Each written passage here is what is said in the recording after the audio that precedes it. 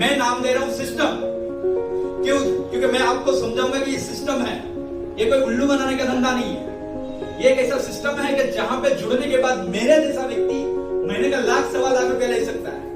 मेरे जैसा व्यक्ति जिसके पास डिग्री नहीं है, जब मुझे इस सिस्टम के बारे में बताया गया, मुझे बताया गया कि एक ऐसा सिस्टम है कि जहां पे आपको कुछ नहीं करना है, खाली मात्र दुकान बदलनी है। तो अगर जीवन में सफल होना है तो दूसरों की हमेशा प्रशंसा करें।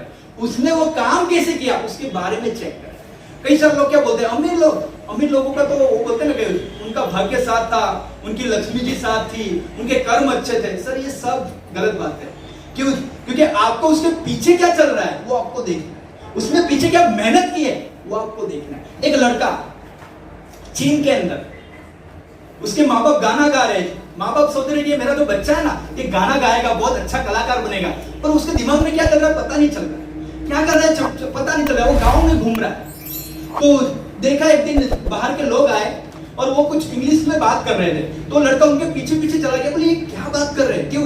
क्योंकि चीन के अंदर इंग्लिश पढ़ाने का विषय नहीं है, वहां पे वो लोग उनकी ही लैंग्वेज का बुक पढ़ाते हैं। तो जब बाहर के कुछ लोग आए, वो समझ में नहीं आ रहा था, वो बच्चा उनके पीछे पीछे चला गया। लगभग 7-8 साल का बच्चा उनके पीछे पीछे चला गया और उनके होटल तक पहुंच गया। और होटल में जाने के बाद वो जो लोग थे वो बोले कि बच्चा हमारे पीछे पीछे आ रहा है। बोले क्या प्रॉब्लम है पूछो।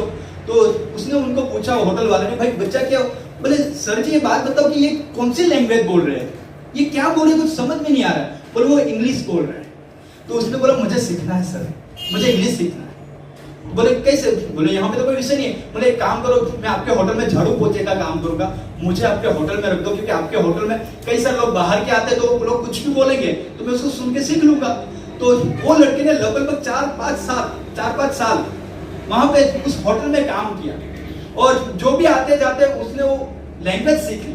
और जब लैंग्वेज सीख ली तो जो होटल का मालिक था वो देखने लगा, यार तुझे तो लैंग्वेज आती है। तो उसने बोला एक काम कर, तू मेरे वहां भी नौकरी कर ले, खाली लैंग्वेज कि कोई आता है और आपको यहाँ पे खाली बात करनी है कि भाई ये लोग ट्रांसलेट करके बता देना। तो उसने बोला ठीक है। तो उसने ट्रांसलेट करना चालू किया, वहां पे उसी होटल में रहना चालू किया। उसी होटल में उसको जॉब मिल गई, अच्छी खासी जॉब मिल गई है ना। फिर भी उसको मजा नहीं आ रहा था। उसने बोला यार अभी कुछ करना है। तो उसी होटल के अंदर एक अमेरिका से एक व्यक्ति आया हुआ था, एक लड़का। उसने बोला वो कुछ लैपटॉप पे कुछ चला रहा था। तो उसने जाके बोला सर ये आप क्या कर रहे हो? बोले मैं नेट चला रहा हूं। बोले ये क्या होता है? बोले आपको नहीं पता? बोले हमारे वहां तो ये सब चलता ही नहीं है। तो बोले ये नेट चला रहा है, इससे हमें पूरे दुनिया की जानकारी मिलती है, कौन कहां पे क्या है, गूगल के माध्यम से हमें पूरी जानकारी मिलती है। तो बोले सर मुझे सीखना है। बोले इसके कोर्स यहाँ पे नहीं होते। बोले कहाँ? अमेरिका। तो बोले सर मेरे को अमेरिका। वो लड़का लगभग 16-17 साल का लड़का है, उसके साथ अमेरिका गया। अमेरिका जाने के बाद उसने नेट सीखा, सब कुछ सीखा और वहां पे सीखने के बाद उसने एक कंपनी बनाई जिसका नाम है अलादीन ना, जिसका नाम है अलादीन। और उसका नाम पड़ा जैक मा, जबकि उसका नाम था मायूद। उसका नाम था मायूद, पर वो जो अमेरिका वाला था उसको मायू बोलने में नहीं आ रहा था। तो उसने बोला तेरा नाम मैं जैक रख देता हूँ और साथ में माँ जोड़ता हूँ, तेरा नाम हो जाएगा जैक मा। और आज वो दुनिया का सबसे बड़ा करोड़पति बन के बैठा है। yes. सोच, यानी कहने का मतलब ये है कि आप जीवन में हमेशा किसी की प्रशंसा करें सर, उसने क्या किया उसके पीछे वो चेक करें और वो चेक करने के बाद आप डिसाइड करके मुझे इसके जैसा कुछ करना है।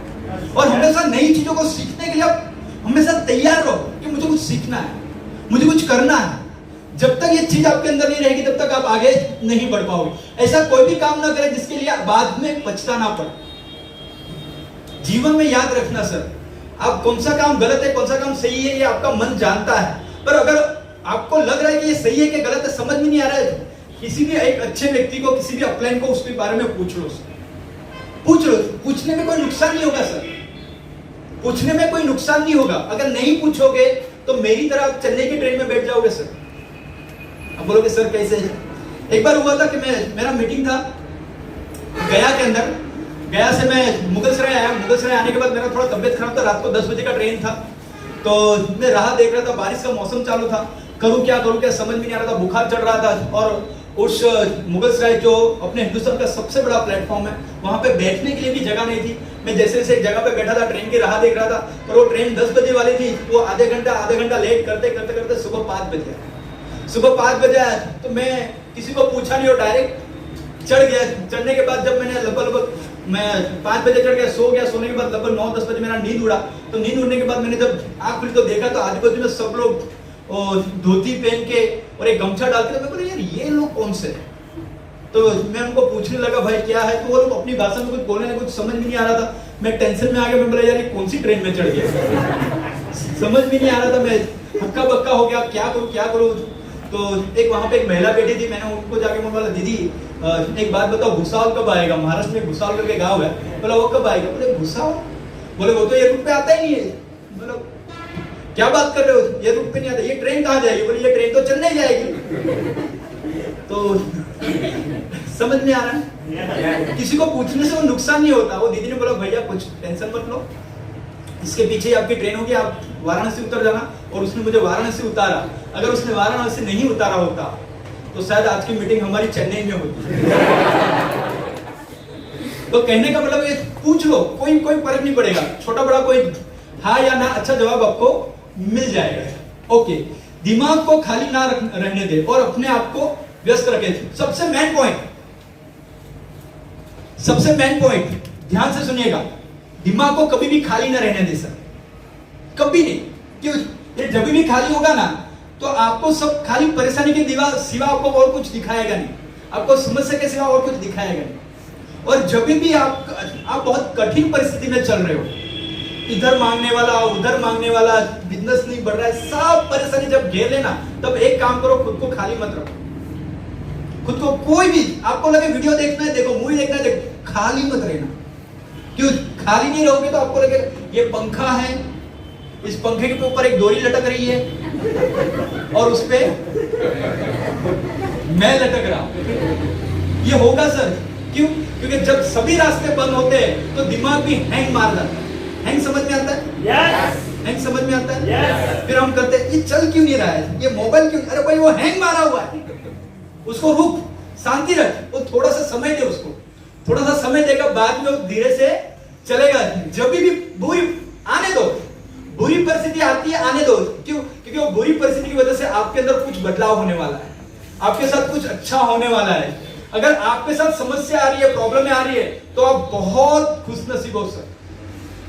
अगर जिस व्यक्ति का साथ समस्या नहीं आ रही है तो आप देखना वो सुबह में एक ही काम करेगा, टिफिन लेके जाएगा, खाली करके आएगा, टिफिन लेके जाएगा, खाली करके आएगा। उसके जीवन में कोई समस्या नहीं है, और समस्या नहीं है इसलिए वो जीवन पर वही काम करते करते खत्म हो जाएगा। अगर आपके जीवन में समस्या आ रही है तो मैं बोलता हूं एक बार सुबह में या शाम को गाना लगा के नाच, खाली मत रहो।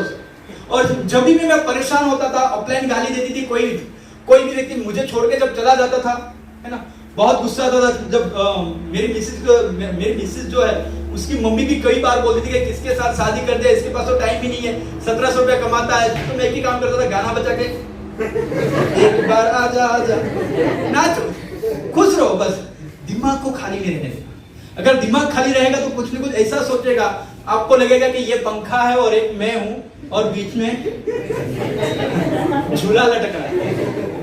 तो कई बार हम सोचते हैं कि ये आदमी ने ऐसा कैसे कर दिया, ये तो बहुत मोटिवेट था, अच्छा था, पर उसने अपने खाली समय में जब दिमाग खाली था तब उसने कुछ भरा नहीं। ओके, रोजाना ध्यान करें और दिन भर में किए गए कामों का विश्लेषण करें। अगर आपको इस सिस्टम में सक्सेस होना है तो ध्यान से, जीवन में अगर आपको आगे बढ़ना है, लाइफ में कुछ करना है, पर डे अपने काम का विश्लेषण करें और ईमानदारी से करें और खुद को बोले कि आज मैंने ईमानदारी से 100% काम किया। जो काम मुझे सौंपा गया है वो काम मैंने 100% किया कि नहीं किया। अगर नहीं किया तो खुद को दूसरे दिन से बदलाव करो सर।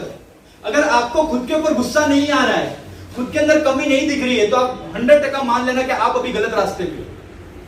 आपको रोज जल्दी नींद आ जा रही है, सुबह में जल्दी आंख नहीं खुल रही है, तो आप समझ जाना कि आप बर्बादी के रास्ते पे चल रहे हो, आप आगे नहीं बढ़ रहे हो।